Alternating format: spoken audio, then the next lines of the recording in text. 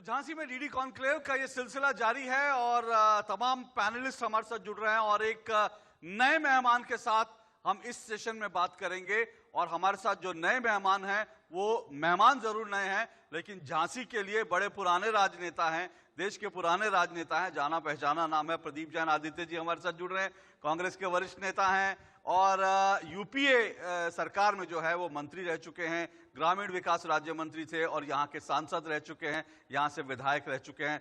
बहुत बहुत शुक्रिया आदित्य जी, कांग्रेस के वरिष्ठ नेता हमारे साथ जुड़े हैं। तो प्रदीप जी, पहली बात तो ये कि हमारा आज का जो सेशन है ये इसका हमने नाम दिया है खोई जमीन की तलाश, क्योंकि वो जो कांग्रेस की जो जमीन थी कहीं उत्तर प्रदेश में खो सी गई है, तो उसकी तलाश में कहां तक आप पहुंचे हैं उस संबंध में हम बात करेंगे। लेकिन मेरा पहला सवाल है कि अभी छत्तीसगढ़ के मुख्यमंत्री भूपेश बघेल जी यहां आए कांग्रेस का प्रचार करने के लिए। उन्होंने कहा कांग्रेस आ रही है, 10 मार्च को कांग्रेस आ रही है, लेकिन लोग यकीन नहीं कर पा रहे। तो मतलब ऐसा क्या कि कांग्रेस आ रही है लोग यकीन नहीं कर पा रहे, क्यों? देखिए अशोक जी, सबसे पहले तो हम आपका बुंदेली सौर पराक्रम और वैभव की माटी पर स्वागत करते हैं। बहुत आभार। देश की राजधानी के बाद आप हमारी माटी में आए। जो हमारे देश के सबसे क्रांतिकारी मुख्यमंत्री जिन्होंने विकास का एक नया आयाम स्थापित किया, भूपेश बघेल जी ने जो बात कही थी वो बात इस परिप्रेक्ष्य में कही थी कि आज पूरे उत्तर प्रदेश के अंदर कांग्रेस चुनाव बहुत अच्छा लड़ रही, लेकिन कहीं ना कहीं इतने बीते दशक में हम सत्ता से बाहर रहे तो आज भी जनता को ये लगता है कि कांग्रेस आ पाएगी या नहीं आ पाएगी। लेकिन उनका ये मानना था कि कांग्रेस आने वाले समय में जो अभी 10 मार्च को है अप्रत्याशित रूप से चुनाव परिणाम देगी। और वो इसलिए क्योंकि जहां भी वो जा रहे या हम लोग जा रहे तो हमें अपेक्षाकृत पहले की अपेक्षा लोगों का अपार स्नेह और लोगों का समर्थन मिल रहा।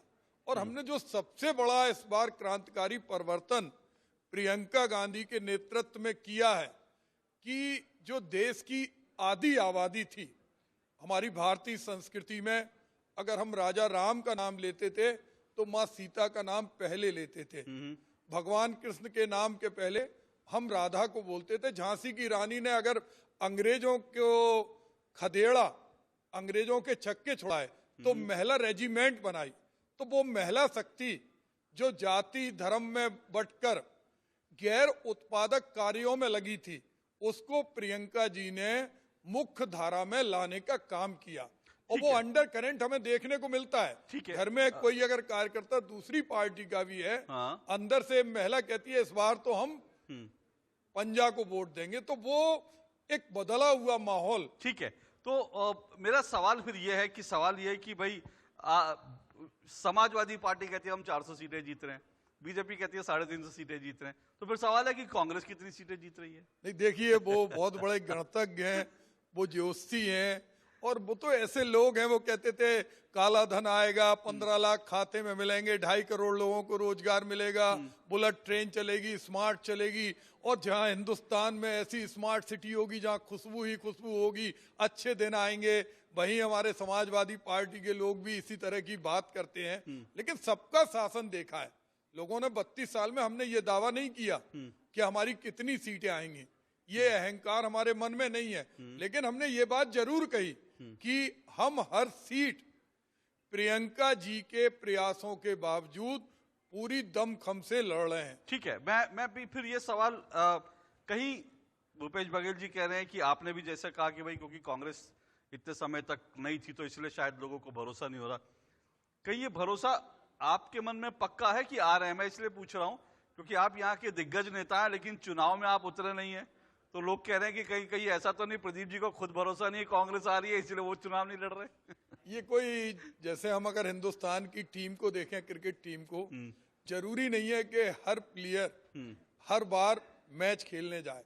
हमें प्रचार का जुम्मा मिला, हमें कैंपेनिंग कमेटी का कन्वीनर बनाया, तो हमारी जिम्मेदारी और ज्यादा बढ़ गई। और सिर्फ हम अपने लिए सोचें तो ये तो ज्यादती होगी। और मैंने जहां भी देखा है, मैंने देखा है कांग्रेस मुख्य लड़ाई में है। तो मतलब ये मालूम है कि ये कहूं कि प्रदीप जैन आदित्य जी जो पहले एक मुख्य खिलाड़ी हुआ करते थे आज कोच बन गए? नहीं, आज हमें उससे बड़ी भूमिका मिली है। अच्छा, उससे आज बड़ी। उससे बड़ी, पहले तो हम एक सीट पे लड़ते थे, चाहे विधानसभा का या लोकसभा का। अब हम बुंदेलखंड की 19 सीटों पे अपने आप को प्रचार करता हुआ पाते हैं, तो हमें लगता है हमारी भूमिका बड़ी है। प्रदीप जी, आप प्रियंका जी की बार बार बात कर रहे हैं और हमारे साथ यहाँ पर जो बुंदेलखंड की जनता है, उत्तर प्रदेश की जनता है, आप भी उत्तर प्रदेश के ही हैं। प्रियंका जी का एक वीडियो सुबह से वायरल हो रहा है और उस पर बवाल भी काफ़ी हो गया है। उन्होंने पंजाब में, चन्नी साहब जो आपके मुख्यमंत्री हैं, वो कह रहे हैं कि भाई पंजाब के अंदर यूपी, दिल्ली और बिहार के भैये लोगों को घुसने नहीं देना है, और वहां पर प्रियंका जी उस पर ताली बजा रही हैं। तो थोड़ा उत्तर प्रदेश के लोगों को बुरा लग रहा है कि भाई ये इस तरह से हमारे बारे में पंजाब के मुख्यमंत्री बोल रहे हैं। प्रियंका जी तो यहाँ की बेटी कहती हैं अपने आप को, और वहां पर जो है वो दिल्ली के लोगों को, पंजाब के लोगों को, और दिल्ली, यूपी और बिहार के लोगों को, भैये लोगों को घुसने नहीं देना है, उस पर ताली बजा रही है। थोड़ा कचोट रहा है लोगों को। नहीं, ना तो मैंने ये वीडियो देखी, लेकिन मुझे ये बात मालूम है कि अफवाहें फैलाने में हमारे देश की जो मुख्य सत्ताधारी पार्टी है वो अव्वल नंबर 1 है। वो किसी भी स्तर पर, मैंने वीडियो देखा सर, और वो नहीं, सुबह से लगातार वीडियो में अभी तो ऐसे ऐसे वीडियो हैं, उसमें एडिटिंग ऐसी कर देते हैं कि उसमें कौन क्या कह रहा, कौन क्या बोल रहा, आप समझ ही नहीं सकते। क्योंकि अगर आपने नहीं देखी है तो आप कहेंगे तो मैं वीडियो आपको दिखा भी सकता हूँ, चला भी सकता हूँ, लेकिन वो मेरा पर्पज नहीं है। क्योंकि वो वीडियो मैंने देखी और सुबह से लगातार उस पर चर्चा हो रही है। मैं इसीलिए जानना चाह रहा था, क्योंकि पंजाब में जाके पंजाब के राजनेता, ऐसा होता है, हर पार्टी में होते हैं, लेकिन पंजाब में जाके पंजाब के हो जाते हैं, यूपी में जाके यूपी के हो जाते हैं, लेकिन किसी प्रदेश में ये कहना कि उस प्रदेश के लोगों को घुसने नहीं देना है, वो थोड़ा बुरा लगने वाली बात है। देखिए, ये खासियत तो हमारे सम्मानित प्रधानमंत्री जी में है। अगर पंजाब में जाते हैं तो पंजाबी वेशभूषा में आ जाते, अगर सिक्किम में गए सिक्किम की वेशभूषा में। हमारे बुंदेलखंड की सरजमी पर आए थे और सिद्धेश्वर मंदिर के सामने उन्होंने कहा था कि हम बुंदेलखंड के जो मजदूर हैं, जो 365 दिन काम करते हैं, उसके बाद भी आत्महत्या करने को मजबूर होते हैं, हम गुजरात मॉडल लाएंगे। 200 दिन काम करेंगे, 165 दिन अपने बूढ़े माता पिता की सेवा करेंगे। लेकिन आज किसान भी आत्महत्या कर रहा, बूढ़े माता पिता भी आत्महत्या कर रहे। वो गुजरात मॉडल नहीं आया।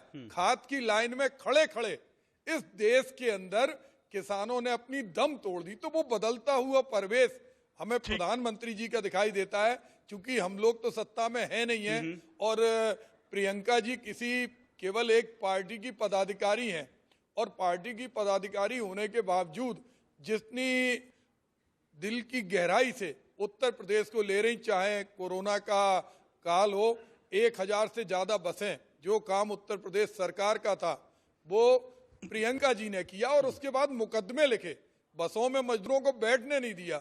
तो हम ये मानते हैं कि हमारी नीयत और नीति एक सी है।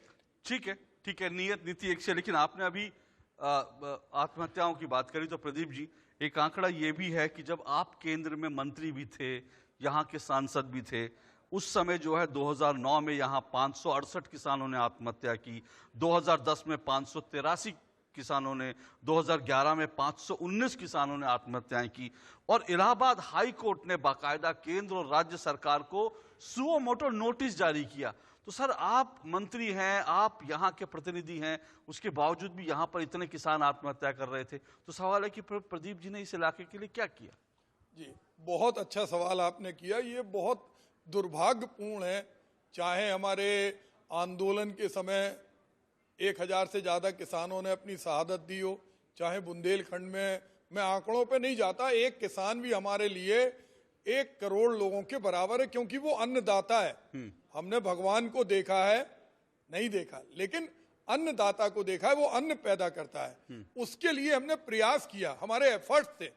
आजाद हिंदुस्तान की सबसे पहली सेंट्रल एग्रीकल्चर यूनिवर्सिटी 1000 करोड़ की लागत से, चूंकि हमारे यहाँ जो लघु सीमांत किसान थे, कैसे उसकी तकनीक विकसित हो कृषि की, के 3 फसल आए, कम पानी में कैसे हम अपनी फसल को पुष्पित पल्लवित करें, वो हमने लगाई। हमने इस क्षेत्र के अंदर जो बहुत अच्छे ढंग से दीर्घकालीन और अल्पकालीन योजनाएं लाए, जहां हमने मंडियां बनवाई, लेकिन हमारे संघीय ढांचे में हम जानते हैं कि राज्य के क्षेत्र में केंद्र दखल नहीं कर सकता। तीनों सरकारें आई, बासपा, सापा और भारतीय जनता पार्टी, लेकिन उन मंडियों में आज भी किसी स्टाफ की नियुक्ति नहीं हुई। वहां जुआ खेला जाता, वहां शराब घर बने हुए हैं, वहां मंडियों में भूसा भरा। हमारी परिकल्पना थी कि जो सुसाइड कर रहे किसान, वो जब उनकी फसल उनके गांव के पास में बिकेगी तो उनके अंदर की ये टेंडेंसी खत्म होगी। जिन खेतों में पानी नहीं था वहां हमने खेत, तालाब और कुएं बनवाए, बंदी बनवाई, मिल्क चिलिंग प्लांट बनाए, और हम लोगों का लक्ष्य ये था, हमने बिजली के कनेक्शन फ्री दिए ट्यूबवेल के, कि ये संख्या, ये भले ही 1 हो, 100 हो, 200 हो, ये बंद होना चाहिए, क्योंकि एक एक किसान इस मुल्क का मालिक है। तो सर आप ये कहना चाह रहे हैं कि जो किसान यहाँ आत्महत्याएं कर रहे थे, जो राज्य सरकार है उसकी जिम्मेदारी थी? बिल्कुल, राज्य की पूरी तरह से जिम्मेदारी पर थी। अगर आप सर अगर आप ये कहेंगे कि राज्य सरकार की जिम्मेदारी है, फिर सवाल ये उठता है कि आज अगर, और आज से कुछ 1-2 साल 3 साल हमने, और जो पूरा आंदोलन चला, किसान आंदोलन चला, उसमें अगर महाराष्ट्र में सबसे ज्यादा किसान आत्महत्याएं कर रहे हैं, राजस्थान में अगर किसान आत्महत्याएं कर रहे हैं, या फिर पंजाब में किसान आत्महत्याएं कर रहे हैं, तो फिर उसके लिए आप मोदी जी को दोष क्यों देते हैं? फिर तो राज्य सरकारें आपकी हैं। देखिए, मेरा ये मानना है कि केंद्र सरकार अपनी जिम्मेदारी से बच नहीं सकती। पर अभी आपने कहा राज्य सरकार जिम्मेदार है। दोनों, हाँ। उसका आप स्थिति समझिए, एक चाकू होता है, उसी चाकू से हम किसी की जान लेते हैं, और उसी चाकू से हम गंभीर से गंभीर बीमारी से ग्रसित व्यक्ति का ऑपरेशन करके उसकी जान बचाते हैं। जो केंद्र सरकार है, केंद्र सरकार की जो कॉन्करिंग लिस्ट है, जो समवर्ती सूची है, उस सूची के अंदर जो बातें कही गई वो बातें पूरी नहीं हो रही, जिसके कारण राजस्थान के अंदर, पंजाब के अंदर किसानों ने आत्महत्या की।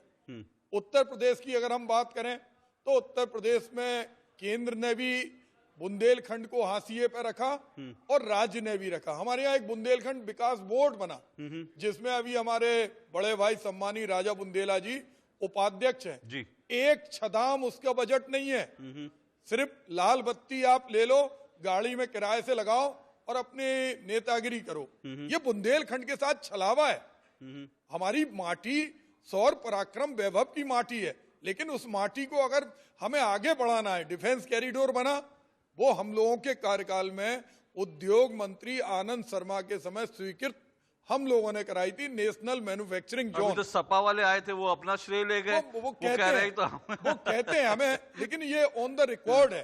अगर हम गूगल पे भी सर्च करेंगे, और वो जमीन एक्वायर हुई थी, क्योंकि अखिलेश यादव जी नहीं चाहते थे कि इसका श्रेय हमें मिले। उस समय उन्होंने 6000 हेक्टेयर जमीन को पूरी प्रोसीडिंग नहीं की, लेकिन आज डिफेंस कॉरिडोर बनाया, कुछ नहीं है। चुनाव भी आ गए विधानसभा के, अगले कार्यकाल में भी देख लेना, कुछ होने वाला नहीं है। इन सरकारों का फोकस है सिर्फ जाति पर। लोगों को बांटो, लोगों के सामने मुद्दे ऐसे रखो जिसमें बटें। अब क्या जरूरत थी माँ को बेटी से अलग करने की? झांसी आप आए होंगे, आप लिख रहे झांसी ऑन 16 फेब, स्टेशन का नाम वीरांगना लक्ष्मीबाई। इसको आप सुधारिए या वो सुधारें। किसने कहा था झांसी का नाम परिवर्तित करो? झांसी के लोग उद्वेलित हैं कि झांसी का नाम जो अंग्रेज नहीं छिड़ा पाए थे। नहीं तो आपको आपत्ति झांसी हटने से है, वीरांगना लक्ष्मीबाई लगने से है? वीरांगना और झांसी एक ही है, लेकिन जो टूरिस्ट आते हैं, रानी ने भी तलवार खींचते हुए कहा था मैं अपनी झांसी नहीं दूंगी। जो अंग्रेज नहीं छीन पाए वो इन्होंने छीन लिया। अब वीरांगना लक्ष्मीबाई के साथ पूरी जनता चाहती है, जनमत चाहती है। शहर तो झांसी शहर ही है, स्टेशन का नाम बदला गया है। स्टेशन ही आप बताइए आप। और अगर स्टेशन भी रानी झांसी के नाम पर ही है, अल्टीमेटली वीरांगना लक्ष्मीबाई वो तो देश की थी ना सर। अशोक जी, आपकी मजबूरी है, चूंकि आप एक नहीं सर, आपकी मजबूरी है, आप अपनी बात कह रहे हैं, लेकिन मैं ये एक आम आदमी होने के नाते कह रहा, हर आदमी इससे उद्वेलित है कि नाम बदलने से क्या हो गया। क्या स्टेशन के ऊपर जो आवारा पशु घूमते थे बंद हो गए? स्टेशन के अंदर पे जो जिस तरह का माहौल था, क्या वो खत्म हो गया? आपने वीरांगना, कितना बुरा लगता है कोई दिल्ली से चले वो कि मैं वीरांगना लक्ष्मीबाई जा रहा। अरे माँ है हमारी, वीरांगना लक्ष्मीबाई माँ है, किसी हर आदमी को, कोई आदमी को गुटखा खाते हुए उनके नाम लेने का हक नहीं है। झांसी हम लिखते थे। तो वो इस तरह के मुद्दे ये उत्तर प्रदेश की सरकार कर रही है जिससे लोग भटकें। हो सकता है कि ये वोटों का ध्रुवीकरण कर रहे हैं। मुझे मालूम है उस पर आपने काफी आंदोलन भी किया था, इसलिए आपके लिए बड़ा दिल के करीब मुद्दा हो सकता है। पर सर मैं ये सवाल आपसे पूछना चाहता हूं क्योंकि ये बार बार मुद्दा उठता है और आपने ही कुछ दिन पहले ये बात कही भी थी कि भाई हम तो बुंदेलखंड बनाना चाहते थे, लेकिन जब हमारे पास मौका था तब मुलायम सिंह जी साथ नहीं दिया। 34 उनके जो है वो थे सांसद थे, और अगर वो हमें साथ देते तो हम बुंदेलखंड बना देते। क्या आप अब भी अपनी बात पे कायम है कि आप लोग बुंदेलखंड बनाना चाहते थे लेकिन समाजवादी पार्टी ने रोड़े अटकाए इसलिए नहीं बना पाए? देखिए, हम लोगों का तो संकल्प था, हमने विधानसभा में प्रस्ताव भी पारित किया था, हम लोग संकल्प भी लेके आए थे, लेकिन हम जानते हैं कि बिना केंद्र और राज्य की मर्जी के बिना कोई राज्य नहीं बन सकता। लेकिन हमें धोखा दिया गया। हमारी दीदी, हम कहेंगे उमा भारती, उन्होंने कहा था कि अगर मैं बुंदेलखंड से चुनी गई, झांसी से सांसद बनी, तो 3 साल के अंदर बुंदेलखंड राज्य बनेगा, नहीं तो मैं जल समाधि ले लूंगी। आज भूल गई। राजनाथ सिंह जी आए थे, उन्होंने कहा मेरी बहन ने कहा है कि बुंदेलखंड प्रांत बनना चाहिए, मैं संकल्पित हूं। मोदी जी ने कहा ये हमारे भाई बहन जो कह रहे, लेकिन आज भूल गए। प्रदीप जी, यही दिक्कत है नेताओं के साथ कि वो बोलते तो बहुत है, भाषण तो सब देते हैं, वादे बहुत करते हैं। क्योंकि एक बड़ा दिलचस्प आंकड़ा मेरे पास है, इसलिए मैं पूछ रहा हूं। जब आप केंद्र में मंत्री थे सर, और जब सरकार थी जिसके बारे में आपने कहा कि मुलायम सिंह जी की यहां सरकार रोड़े अटका रही थी इसलिए नहीं बना पाए, उसी मैं साल की बात कर रहा हूं, उसी 5 साल की बात कर रहा हूं। उस 5 साल में संसद के अंदर बुंदेलखंड से जुड़े 14 सवाल पूछे गए, 14 सवाल बुंदेलखंड से जुड़े, लेकिन एक सवाल भी अलग राज्य का नहीं था। कोई सदस्य प्राइवेट मेंबर बिल नहीं लाया। आखिरी बार बुंदेलखंड के लिए प्राइवेट मेंबर बिल लाने वाले बीएसपी के सांसद थे गंगा चरण राजपूत 2011 के बाद किसी ने संसद में बुंदेलखंड की बात ही नहीं करी, और आप टाल देते हैं जी यूपी ने नहीं किया। तो ये तो फुटबॉल बना दिया ना आप लोगों ने। बिल्कुल फुटबॉल नहीं है। हाँ। अशोक जी, आप बहुत विद्वान मैं समझता हूं, और आपको संविधान का भी बहुत ज्ञान है। चूंकि मुझे झांसी की जनता ने सांसद के रूप में चुना था और मैं सरकार का अंग बना, तो मैं जब सरकार का अंग हूं तो मैं बुंदेलखंड के सवाल नहीं पूछ सकता। मैं बुंदेलखंड के लिए लड़के सौगातें ला सकता, और हम लाए। हम 20,000 करोड़ की योजनाएं लाए, जो झांसी से कानपुर तक रेलवे लाइन है, उसका इलेक्ट्रिफिकेशन, उसका दोहरीकरण, एग्रीकल्चर यूनिवर्सिटी, कोच फैक्ट्री, तमाम योजनाएं। चूंकि वो सरकारी पैसा है, मैं उसका श्रेय नहीं लेना चाहता, लेकिन जो राज्य के लिए हमने लगातार प्रयास किया कि प्रदेश से एक प्रस्ताव जो हमने पूर्व में भी किया वो सदन में आए, लेकिन हमारे कांग्रेस से अकेले हम सांसद थे और मंत्री थे, लेकिन जो हमारे भाई सांसद थे उन्होंने कभी बात नहीं रखी।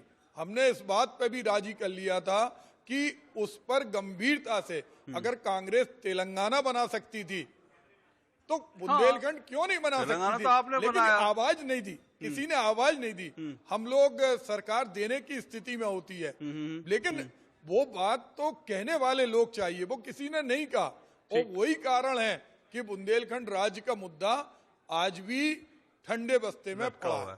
चलिए, क्योंकि आप राष्ट्रीय स्तर के नेता हैं, केंद्र में मंत्री रहे, कांग्रेस के राष्ट्रीय प्रवक्ता भी रह चुके हैं, इसलिए मैं एक सवाल आपसे, क्योंकि मैं वहीं से शुरू कर रहा हूं जहां से मैंने शुरू किया था कि भाई यहां पर आप लोग कह रहे हैं कांग्रेस आ रही है, पर लोग इसलिए भी भरोसा नहीं कर पा रहे क्योंकि कांग्रेस से बड़े नेता सब छोड़ के जा रहे हैं। सर, आपके साथ जो लोग मंत्री थे, अभी 2 दिन पहले अश्विनी जी कानून मंत्री थे, आप जो है ग्रामीण विकास राज्य मंत्री थे, सब लोग जो लोग साथ में बैठते थे वो छोड़ के जा रहे हैं। छिटक रही है कांग्रेस, क्यों? देखिए, कांग्रेस नहीं छिटक रही। जो वर्तमान परिप्रेक्ष्य है, एक लोगों के अंदर बिखराव है। अगर हम उत्तर प्रदेश में देखें, केंद्र में भारतीय जनता पार्टी की सरकार और प्रदेश में भी भारतीय जनता पार्टी की सरकार, कितने मंत्री और कितने विधायक छिटके? उनकी तो सरकार थी, उनको उम्मीद थी। समाजवादी पार्टी के कितने लोग गए, बहुजन समाज पार्टी के कितने गए? उन्होंने, अश्विनी कुमार ने जी, वो तो एक लंबे अनुभवी हैं, उन्होंने पार्टी से नाराजगी नहीं की। उन्होंने कहा मैं घर बैठकर व्यक्ति है। उन्होंने कहा सम्मान नहीं, क्योंकि और यही चीज अब मैं अगर आपके यूपी की कांग्रेस की अगर मैं लिस्ट निकाल लूं स्टार प्रचारकों की, उसमें आप जिस सरकार में मंत्री थे उस सरकार के जो प्रधानमंत्री थे, मुखिया थे, उसमें मनमोहन सिंह जी का नाम नहीं है, उसमें गुलाम नबी आजाद जी का नाम नहीं है, उसमें कपिल सिब्बल जी का भी नाम नहीं है। सबसे बड़ी दिलचस्प बात मुझे ये लगी उसमें चन्नी जी का नाम है, लेकिन उसमें नवजोत सिंह सिद्धू जी का नाम नहीं है। नहीं, ये तो हर पार्टी का विशेषाधिकार है।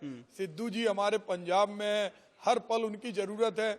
हम क्यों जिस व्यक्ति, चन्नी जी है ना, चन्नी जी है आपकी लिस्ट चन्नी में? जी आज आए थे, आपने देखा वही तो होगा। मैं कह रहा हूं, चन्नी जी लिस्ट में है। संत रविदास जयंती है और सबसे पहले अगर किसी ने माथा टेका, तुगलकाबाद में जब संत रविदास का मंदिर गिरा था तो सुप्रीम कोर्ट तक हम लड़े और हमने उसी न्यायालय से आदेश बनवाने की किए जिस न्यायालय ने गिराने के आदेश दिए थे, क्योंकि कांग्रेस हर जाति के साथ है। आज चन्नी जी हमारे स्टार प्रचारक थे, यूपी में आए, उन पे समय था, उन्होंने मत्था टेका और सबसे पहले संत रविदास के वहां पर उन्होंने कीर्तन किया। सिद्धू जी चूंकि पंजाब से बाहर कहीं नहीं गए। आप चन्नी जी को यहाँ कीर्तन करवा रहे हैं, सिद्धू जी को वहां जो कीर्तन करवा रहे हैं वो पूरा देश देख रहा है। सिद्धू जी भी परेशान है, क्या क्या कीर्तन आप उनको करवा रहे हैं और क्या क्या उलटबाजियां खिलवा रहे हैं। लेकिन बहरहाल चुनाव का मौका, ये सब चीजें होती हैं। लेकिन बहुत बहुत शुभकामनाएं प्रदीप जी, आप आए हमारे मंच पर और आपने दिल से जो है ये सब बातें की, और बाकी तो जनता के हाथ में एक चीज जरूर कहूंगा बुंदेलखंड के माध्यम से कि आपका जो डीडी का एक स्टूडियो, हम चाहते हैं कि हमारे मोदी जी और योगी जी बुंदेलखंड के लिए कहीं बुलेट ट्रेन की बात करते, फैक्ट्री की बात नहीं करते, संस्कृति की बात करते, तो यहाँ पर एक स्टूडियो बनना चाहिए। क्योंकि आप बहुत अच्छे हैं, आपके सारे अधिकारी बैठे हैं और अभी आपके बीच में उत्तर प्रदेश की सरकार के मुख्यमंत्री भी आ रहे हैं, सांसद भी आ रहे हैं, तो ये बुंदेलखंड को एक उसका हक है। जरूर सर, आपकी ये बात जो है हम जरूर संबंधित अधिकारियों तक और प्रसार भारती के जो पूरे मुखिया वहां तक हम जरूर पहुंचा देंगे। बहुत बहुत शुक्रिया सर, बहुत बहुत आभार आपका। तो प्रदीप जैन जी कांग्रेस के वरिष्ठ नेता हमारे साथ थे। कांग्रेस की क्या रणनीति है, कांग्रेस किस तरह से इन चुनावों को ले रही है, बुंदेलखंड में कांग्रेस का क्या कुछ स्टेक पे, उस सब पर बात करी। बहुत बहुत शुक्रिया और इस सेशन में इतना ही।